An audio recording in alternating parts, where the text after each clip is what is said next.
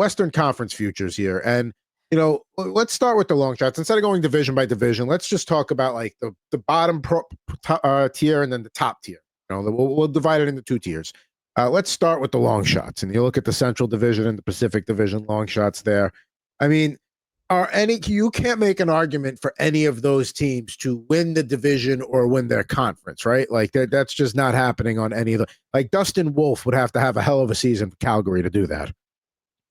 Yeah, he would. These are to win the conference. We can just throw those out.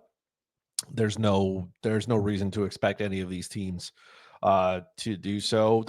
Those are terrible odds though for Vancouver. 14-1 that's way too much faith in a team that is going to be bad. I don't know how else to put it. The Ducks having better odds to win the division than the Flames is certainly a choice. That is right up there with some absolute delusion. I get that the Ducks have gone out. They've added some players. They've added some veterans. Yes, the coaching staff is better, sure, but this is still a not good hockey team. I don't know how else I could put this. So having them on the same wavelength as the Flames, who, by the way, put up a fight. Like Calgary was not supposed to do very well and couldn't score. Could score. They exceeded expectations, but maybe Calgary's going to figure it out. Maybe they're doing what a lot of teams should be doing, which is building from the back end out. They have an absolute studded goalie.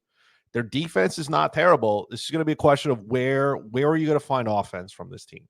But I mean, defense wins championships. That we know. And the Flames back end and their goaltending is far superior than what the Ducks have. The Ducks are still building, man. This is not a year where they take a crazy wild step.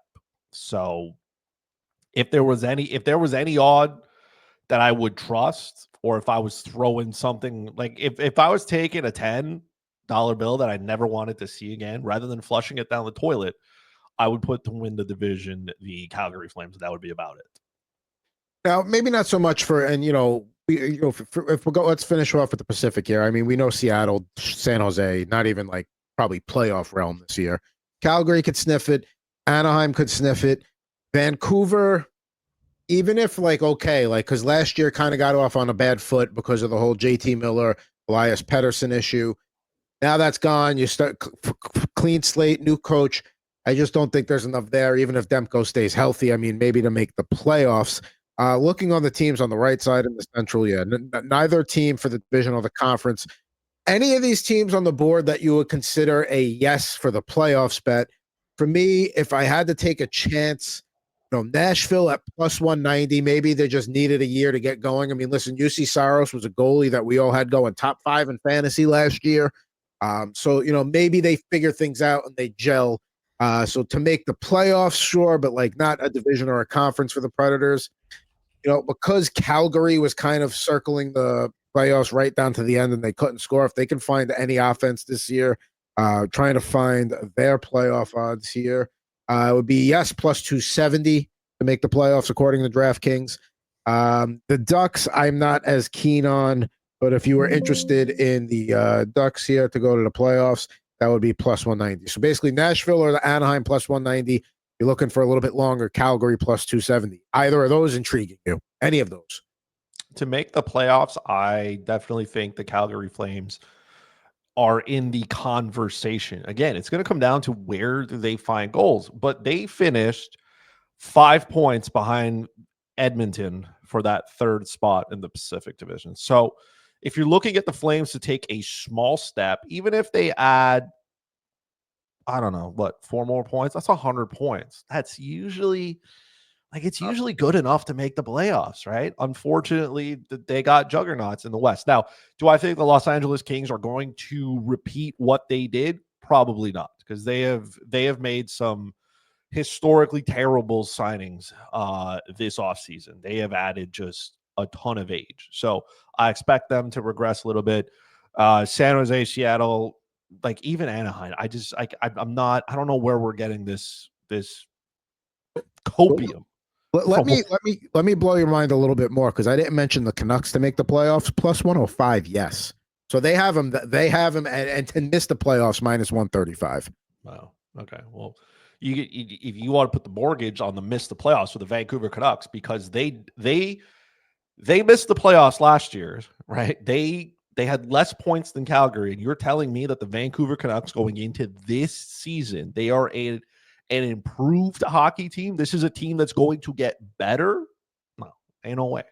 It's good. Listen, Canucks fan, it's going to be a long year. I suggest we strap in and we start like get a big jug of bleach because you're gonna need it all year to help wash down the pain that will be your season. And we're not even talking about the whole Quinn Hughes saga that is just going to be hanging around the periphery. Because I mean, it's like the worst kept secret that he wants to play with his brothers. I mean, no fault there, but and they're not going to be acquiring Jack and Luke. So there's only one way that equation can go. So yeah, that's it's not going to be a fun year to be a Canucks fan. Flames and Ducks maybe have a little bit something excited to root for there. Not much really to talk about there with the Central Division. Before we get to the actual playoff contenders, State of Survival, our old buddy there, Sup Boys, Isle Stanley Cup 2025. We'll take a look at the Eastern Conference next week. Hopefully with Ant's back, we'll take a look there and see how he feels about his Devils. I don't know about the Islanders Stanley Cup in 2025, but I mean, we talk about how the Metropolitan's a weak division and that, third, fourth spots could be had. Who knows? Maybe the Islanders, surprise some people, but let's talk about the actual top teams, we'll call them here. And again, split up by divisions there. On the West, you see the Vegas Golden Knights are the favorites there to take the Pacific at plus 155. Also, the conference favorites at plus 400, presumably because their path will be a little bit easier than whoever comes out of that Central Division. The Kings a little bit, plus 370 there after the Edmonton Oilers plus 170 to win the Pacific. Edmonton right behind. They are tied for second best favorites with the Avalanche at plus 450 to win the conference. The Kings are 11-1 to win the conference. And then going to the Central Division here. And there, we'll talk about Utah there. But the division favorites are the Avalanche at plus 215, followed by the Stars at 225. The Winnipeg Jets at plus 500. The Minnesota Wild at plus 800. Utah Mammoth plus 900. And the St. Louis Blues at 12-1.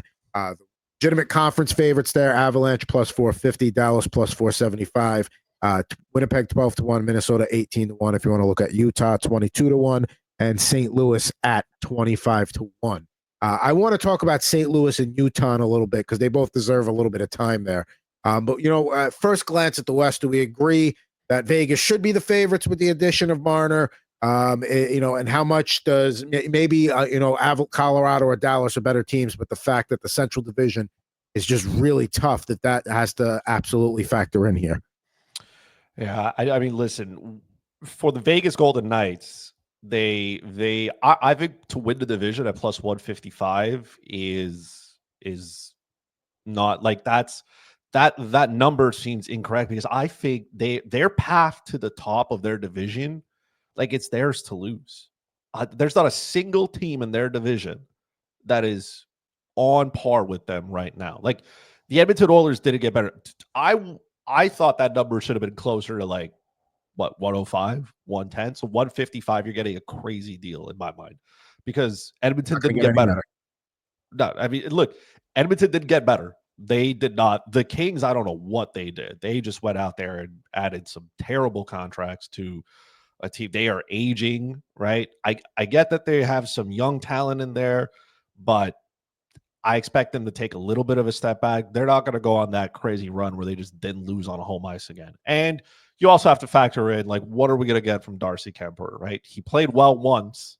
If you think Lightning will strike twice, then sure, you can take him and hope that he can rail this Kings team and they can finish towards the top again. But on the Pacific side, this is Vegas's division to win. And I guess by default, yes, they should be favorites to win the conference because it's the path of least resistance here. I'm not saying it's going to be easy, but you don't have to go through the Central, which has, in my mind, 4 legitimate top hockey teams. 4. And one of them is going to, there are probably 4 teams that are coming out of the Central, and one of them has to be a wild card. Like, we could see 4 teams on that side. You're going to see 5 out of the Central. You're not going to get, I don't know who that 4th team is out of the Pacific. Yeah. That's the thing. And that's not a knock on Calgary because they did play well down the stretch, even if they could score. But I mean, you just look, all right. So, like, you look at the Pacific Division, Colorado, barring major injuries and just a catastrophe, aren't missing. Same for Dallas. Same for Winnipeg. Minnesota finished where they did with Kaprizov missing a nice chunk of the year. Imagine he stays the whole year. Maybe they could even pass Winnipeg or, challenge Dallas or Colorado for second. St. Louis took Winnipeg, all the way to the distance in the first round. Utah got better. I don't know if they got improved enough to the point where they're, slight favorites over the Blues. But if, that last playoff spot, you told me it's going to be Utah, Calgary, or, St. Louis, Utah, Calgary, or Vancouver, let's say, or Anaheim. I'm definitely going to go with St. Louis or Utah of that group. I think Utah has some things still. This is still a very young team. That top 6 though is ridiculous. There's no question they're going to be a fun hockey team to watch. You're going to see them score goals. Now we need to see if they can defend, and how good is their goaltending going to be. So I think they're built the flip side of what the Calgary Flames are. So now we're going to have to figure out if they can or cannot get there. The Minnesota Wild, to me, are the most intriguing team out of it because they were without Joel Eriksson and Kirill Kaprizov for extended periods of time. Now, if they are healthy, maybe they challenge. I think plus 800 is far to win the division. I get what they have to do, but this was a team that was very good on the road last year. They were able to go out and win hockey games, and winning on home ice is important, but going out on the road and having success means you can go into other buildings and come away with wins. If you're a above average team, if you're playing 600 at home and 500 on the road. So I don't know what the Minnesota Wild are going to give us, but I know it's going to be entertaining. So a plus 800, I'll take it. I don't know that they win the conference. That to me, just like it goes through Dallas here. Dallas has gone out and they are built. They are stacked, man. This team has very good defense. Their offensive group is very good. Their goaltending is elite. I don't know if they're going to be able to survive that conference, but at plus 800 for the Wild in a Kirill Kaprizov contract year, let's not forget that. They have my attention at least. Yes, Kirill Kaprizov contract year. I want to look at the Winnipeg Jets to win the division. I mean, they were the defending division champs last year, and yeah, listen, Colorado was coming into the season in better shape that they came into the season last year. A lot of mid-season upgrades for them. Obviously, Mackenzie Blackwood in net being one of them. Dallas, of course, getting Rantanen at the deadline. So that changes the landscape a little bit. But if Connor Hellebuck is still the regular season dynamo that he's proven to be over the last couple of years, to plus 500 to win the division, why not? To me, if you gun to my head, I would say probably Dallas to win the division, but plus 500 for the defending division champs, where their problems are never in the regular season, it's always in the postseason. To me, that's something to consider. Now, looking at the two teams in the middle, that's where it gets interesting because, like we said, the last playoff spot's going to come down to those two teams for sure. We'll throw Calgary into the mix out west. You said JJ Peterka obviously, makes that Utah top 6 hum there. The blue line, I think, is it one of the top blue lines in the league? No, but you have Sergachev as your anchor defenseman. They bring Nate Schmidt in as a third pairing defenseman who played, not going to say all important minutes for Florida, but they trusted him when he needed to be out there. So as a third pairing defenseman, I think, they made moves. I think, they bring in Brandon Tanev that, are trying to aim towards making the playoffs this year because, the Making the playoffs in year 2, that's still pretty good. Ask the Kraken. The Kraken haven't really sniffed anything since, but Utah's on a better trajectory than them. So looking at that, again, I don't think they're a division or a conference contender, but when you're talking to miss the playoffs there, to make the playoffs, they're minus 125, the Blues minus 115, the miss Utah minus 105, the Blues minus 115. So the people in Vegas right now don't know who that 8th spot is going to, but they assume it's going to be one of those two. Yes. So I agree that St. Louis being a dead split both ways kind of thing, where like Vegas is like, hey, we don't even know, is on par. I think that is fair.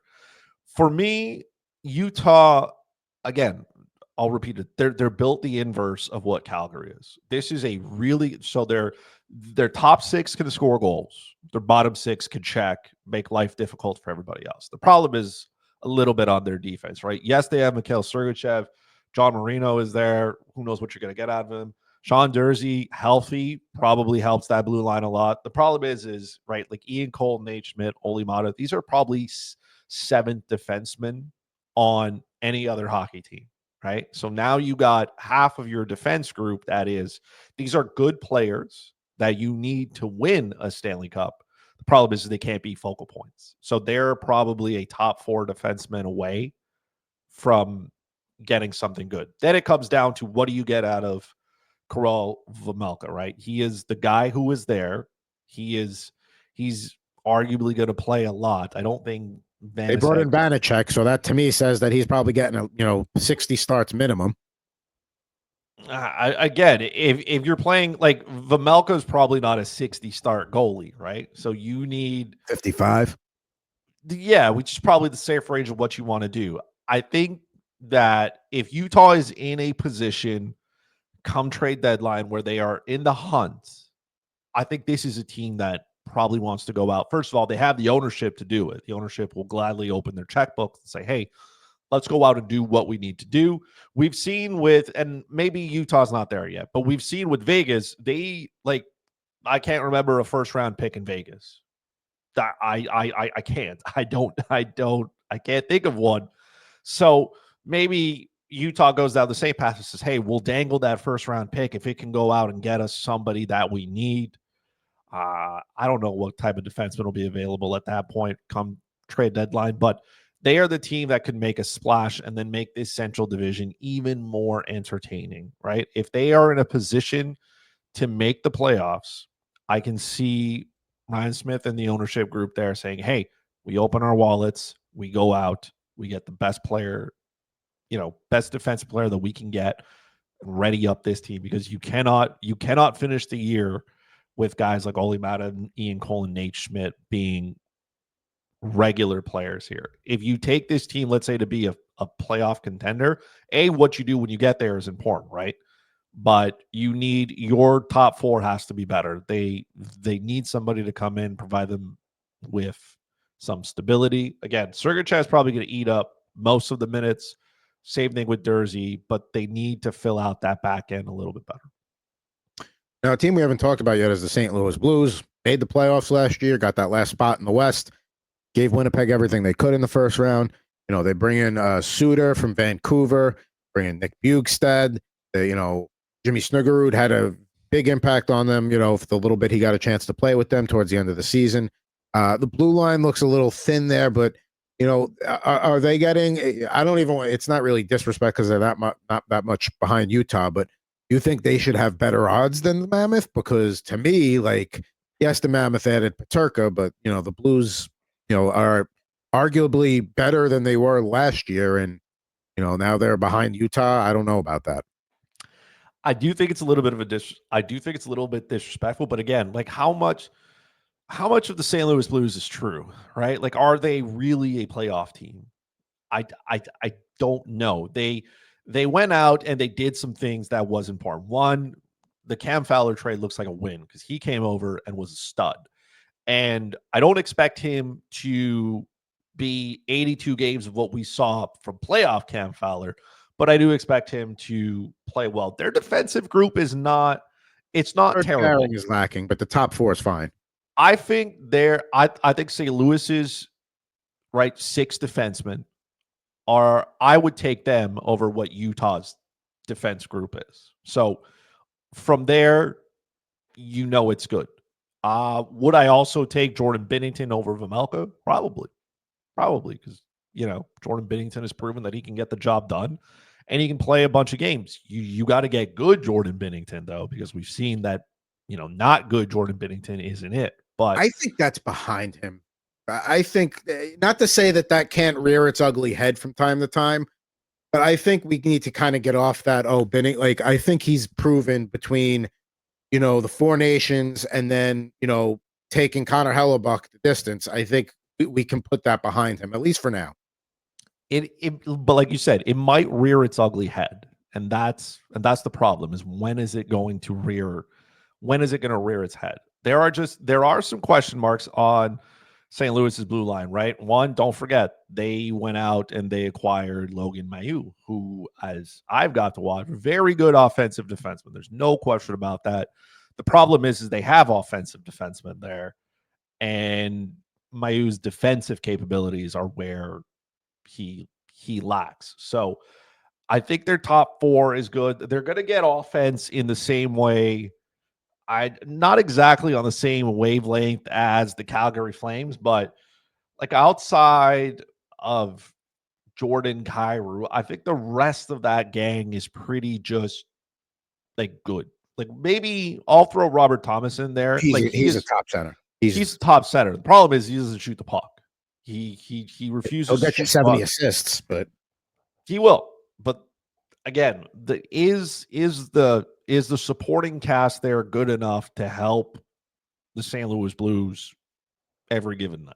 When I look at the Blues down the middle, it's not a lot of household names, but and I'm not going to say a strong and deep group down the middle, but it's a consistently tough group down the middle that play the position well. Suter, Shen, Bukestad all play 200 feet games. I in that regard, I think they're a tough team. That's what the Blues are. They're not going to be a top tier team like a Colorado or Dallas. They have to just be a tough team to play against, and that's exactly what they are. Last year, Dylan Holloway and Philip Broberg both had massive contributions that, makes those offer sheets look like a no-brainer. They were borderline a no-brainer then, and now especially. Let's see what we get out of Holloway this year. Maybe another step forward. Broberg was playing well before he got hurt. To me, I like the Blues. When I say to make the playoffs at -115, miss the playoffs, I'd rather take make than miss for them. I probably would too. The problem then comes down to like all these teams play in the Central, so they have to play each other a bunch of times. Like St. Louis would have to have, or at least even if they split like their record against, right, like Colorado, Dallas, Winnipeg, Minnesota, right? Like then they got to be better teams than Utah, which I don't know if they are right now.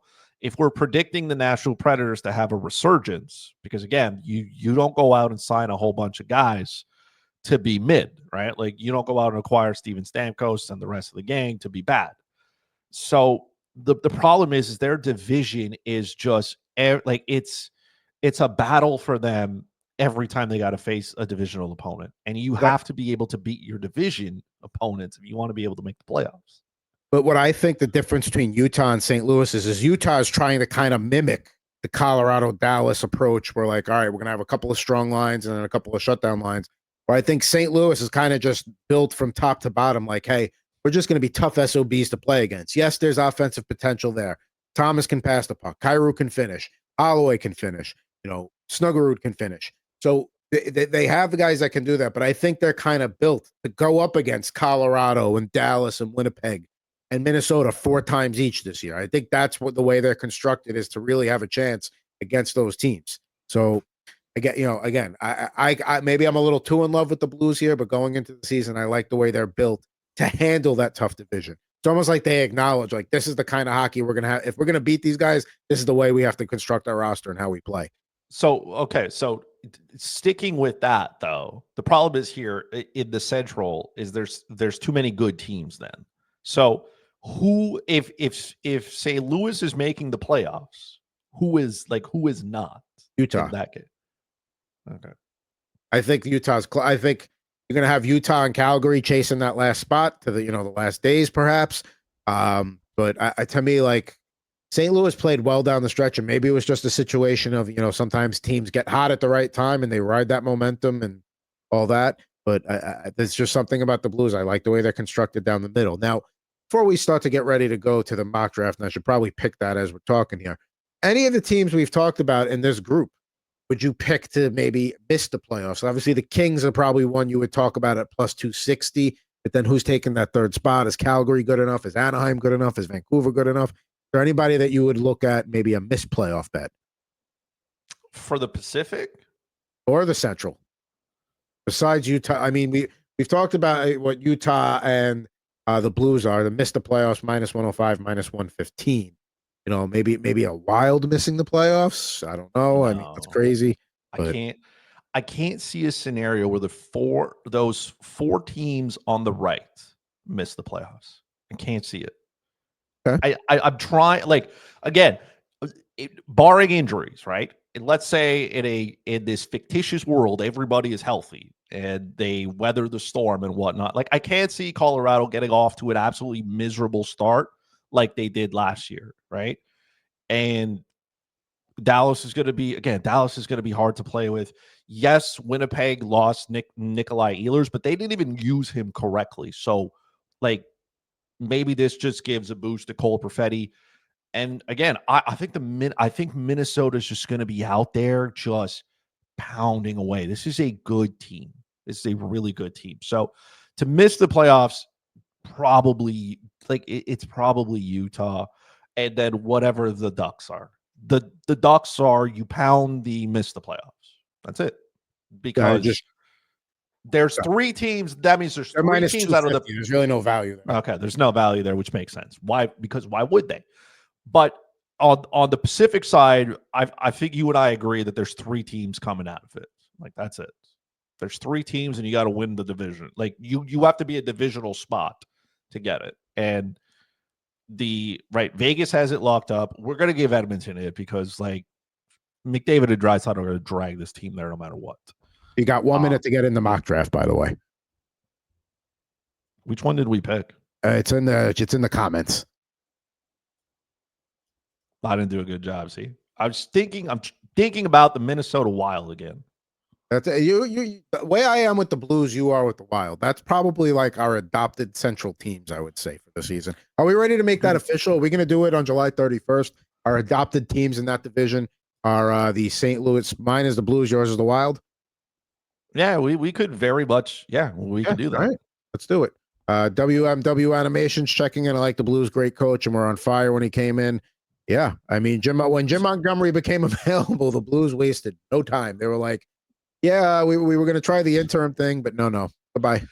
They literally looked at the guy and went, hey, man, like whoever was there before, they looked at it and went, it's not you. It's just that we like this guy a lot better, and we would have taken this guy if he was there. So it's not you, but at the same time, it kind of is.